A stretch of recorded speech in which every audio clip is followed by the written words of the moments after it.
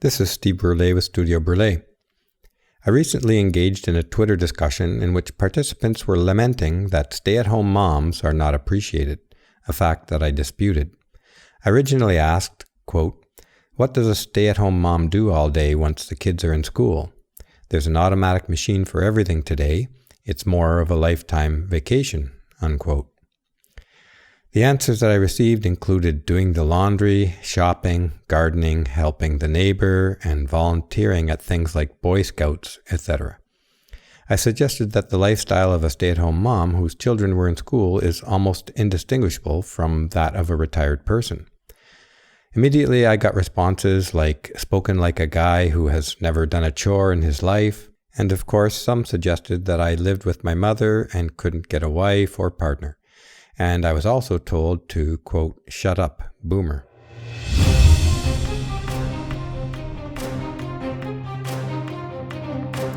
Married men piped in to defend the stay-at-home moms, stating that what they do all day should be of absolutely no concern to you, unquote.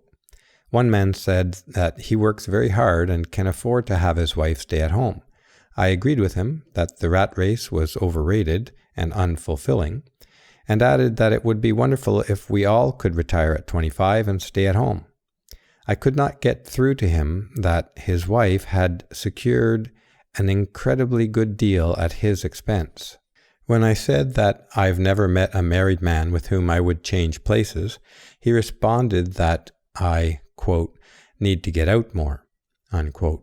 Whereupon another stay-at-home mom wrote, "Funny how jealous people get progressively more violent the more they're questioned," unquote. Violent is a word that SJWs have twisted to mean anyone or anything with whom they disagree. Some stay-at-home moms objected to the fact that I said they have one of the lowest stress lifestyles available and enjoyed the privilege of spending more time with their kids. One stay-at-home mom's slave husband claimed that I have some serious woman issues, quote. No man could bear to admit that their wives' life of ease came at the expense of their own slavery and future stress-related illnesses, including a likely early death. This refusal to see his own situation clearly is so strong that the typical slave husband will passionately attack any man who threatens to expose the sham of modern marriage.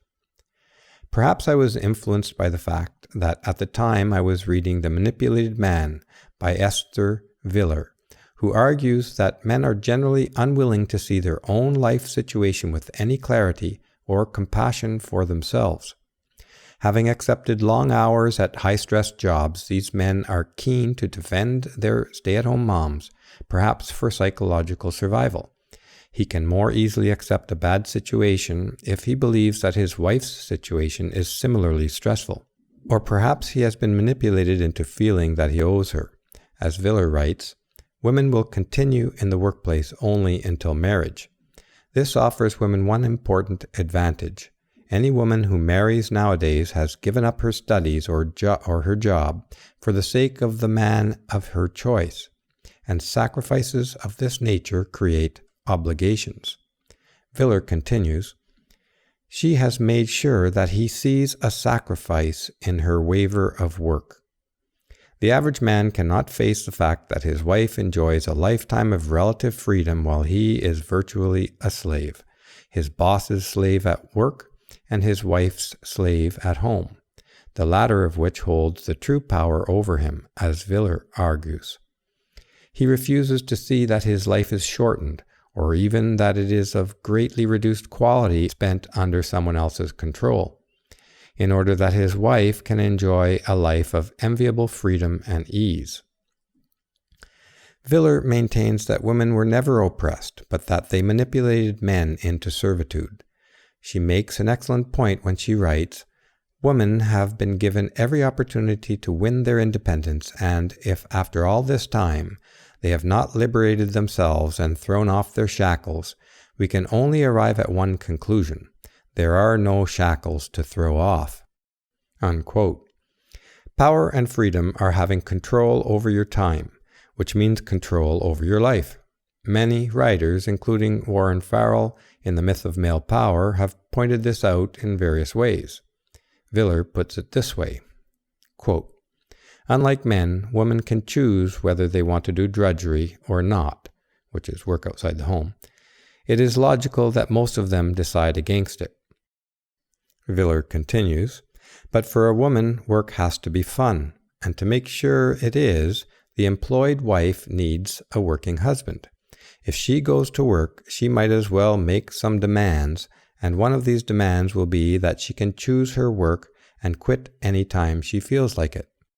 So she brings her newborn child to a day center rather than lose her working partner, and before her profession can turn into an obligation and responsibility, she quits, rather than allow her husband to stay home in her place." Unquote. Vilar's book goes a long way towards explaining why men are trapped in this situation, and why it is not going to change anytime soon. She argues that women train men to serve them from birth, and that men are afraid of their own freedom. She is a bit tongue-in-cheek and over the top at times.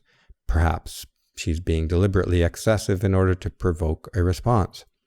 But the reader will still find some eye-opening taboo truths on those pages that very few dare to speak in public. This is possibly the most important insight of her book. Quote, "A man is always searching for someone or something to enslave him, for only as a slave does he feel secure, and as a rule his choice falls on a woman." Unquote. Freedom can be extremely intimidating. It implies enormous responsibility for oneself and enormous risk that it might not turn out well. This fear of personal responsibility is a large part of the impetus behind the yearning for socialism, which is another way to absolve oneself of responsibility. And freedom, of course. So, as one might expect, fear is our greatest enemy. For the married woman, freedom is not so frightening because it is not her responsibility to make it work. Typically, she has offloaded that responsibility onto her slave husband, or in the case of a single woman, onto the government. Men yearn to belong to something, even if that something could lead to their deaths, as can happen in the military. The sense of brotherhood can override the sense of danger, and of course, most men know that without belonging to something, they will be discarded like rotting garbage, and laughed at and sneered at by every segment of society, even their own families. But that something often owns them. Like the military, a wife owns her slave husband in many ways. He belongs to her. He is her source of income, as many writers have pointed out. Women do not face this problem. They belong just for being. Men just can't conceive of the idea that their chains to the workplace are chains of slavery, and that their future is entirely dependent on the whims of their wives, who, if they are stay-at-home wives, are due full support for their entire lives, no matter what happens to their husbands, and no matter what they themselves do. And it was clear on Twitter that most men think that this is right and good.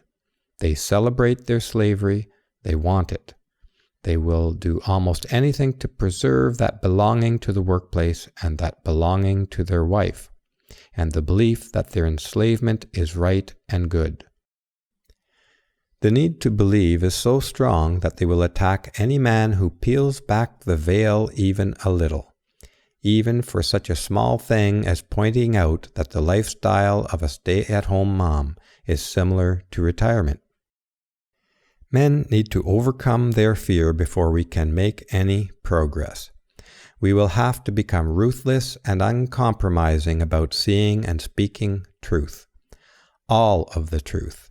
The truth that we are enslaved almost until our deaths, and most importantly, through the institution of marriage and the power that it confers upon the wife. This essay has unintentionally become sort of a book review, for once again Vilar's observations are poignant. She writes, quote, "One day these men will get around to asking themselves who is really being exploited. Is it the creature whose innermost wishes are sought out, coddled, and fulfilled, or is it he who, in his desire to retain the affections of the woman, seeks out, coddles, and fulfills them? We probably have to deal with that truth first, because it is the primal relationship in a typical adult male's life, and only after we have achieved that level of clarity and freedom can we attend to the ruthless and uncompromising task of eliminating the deceitful programs, ideologies, and individuals who have taken over the critical institutions of our culture, especially the education system and the legal system. It is man's fear of his slave master/wife and his fear of eliciting the displeasure of women in general which ultimately causes him to remain silent. It is men's unwillingness or inability to say no to women that has enabled the rapid and unopposed growth of feminism and its domination of Western culture. We need to start speaking the truth that may get you fired and cause your wife to unleash a reign of terror in your life. Only after we overcome our fear of rejection by women, after we learn to say no to women, and after we accept the risk of rejection for the sake of the truth, only then will we be ready to deal with the feminist ideologues whose confusion of infinite lies is now threatening the sciences, as Janus points out in episode 111 of the Fiamengo File, Science Goes to Die at UC-Berkeley. The masculine role in family and in society requires that men summon the will and develop the ability to set and enforce appropriate boundaries. And setting boundaries requires the ability and the will to say no. If there is such a thing as toxic masculinity, then it can be found in the fact that men, for several generations, have abdicated the role of setting boundaries upon women's behavior. As a result, feminism rose in power like an unopposed, spoiled child, demanding everything she sees and insisting on it now.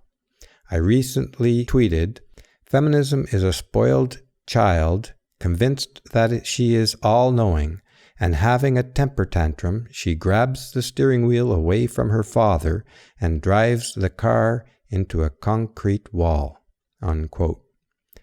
Feminism is driving the Western world, and by default the entire world, into a concrete wall. We need to say no to women and mean it. That is the hero's journey that beckons today's men.